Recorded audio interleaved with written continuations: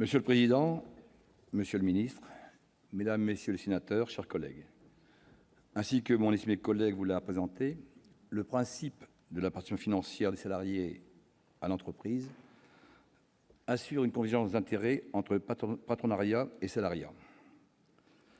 À l'heure de la réforme en profondeur de la gouvernance d'entreprise et à quelques jours des annonces du Président de la République, l'amélioration de ce type de dispositif est donc pleinement d'actualité. Le principe de cette participation des salariés à la vie d'entreprise à travers un mécanisme d'action salariale n'est pourtant pas une idée nouvelle. Bien avant l'ordonnance gaullienne du 17 août 1967, la question de la participation financière des salariés au capital de l'entreprise avait été posée par une ordonnance du 7 janvier 1959. Cette ordonnance est le premier texte législatif instituant en France une formule de participation financière. Elle incarnait parfaitement cette alliance du capital et du travail souhaitée par le général de Gaulle. À partir des années 1970, ce régime d'actionnariat salarial a connu une accélération par une série de lois plus ou moins complexes.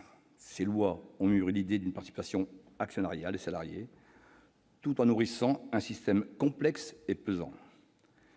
Les 2 décennies suivantes ont d'ailleurs connu un véritable foisonnement des textes à ce sujet. Dans une actualité politique plus récente et dans un souci de simplification de ces mécanismes, la loi Macron du 6 août 2015 a cherché à redynamiser ces dispositifs à travers 2 mesures, les attributions d'actions gratuites et les bons de souscription de part des créateurs d'entreprises.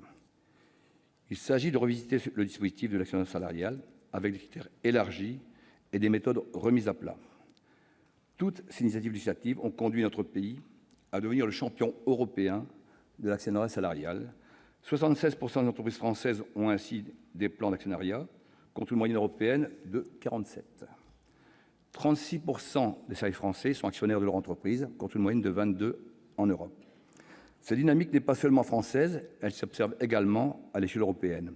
Aujourd'hui, sur 2335 entreprises européennes, représentant 99% de la capitalisation boursière, un tiers place les salariés en position stratégique ou déterminante dans le contrôle du capital de leur entreprise. Cette situation redonne donc le pouvoir aux salariés de participer directement à la gouvernance de l'entreprise.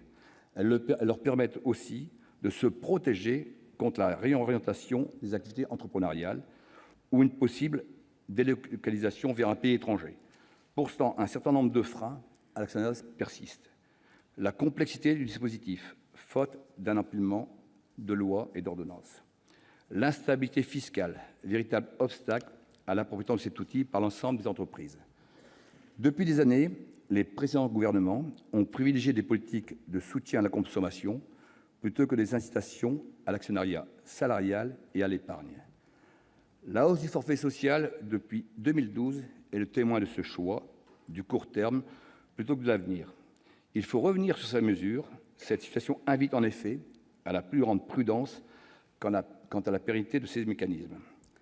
Si nous voulons simplifier les dispositifs de participation et tenir la promesse d'une revalorisation du travail des Français, alors de mesures énergiques doivent être rapidement prises à ce sujet. Tenons l'engagement de faire payer le travail, ajoutons une ligne supplémentaire au bulletin de paie de nos concitoyens, récapitulant leur participation au capital des entreprises. Il faut qu'à la fin du mois, le salarié puisse évaluer son effort au regard de son salaire, de ses cotisations sociales et de sa participation financière à l'entreprise. J'en viens à ma question, monsieur le ministre. Le Président de la République a lancé un signal fort en évoquant la nécessité de repenser la participation financière des salariés à l'entreprise. C'est pourquoi le groupe Les Indépendants souhaite savoir quelles mesures concrètes le Gouvernement entend prendre pour défendre l'actionnariat salarial et lever les derniers freins à la modification de cet outil. Je vous remercie.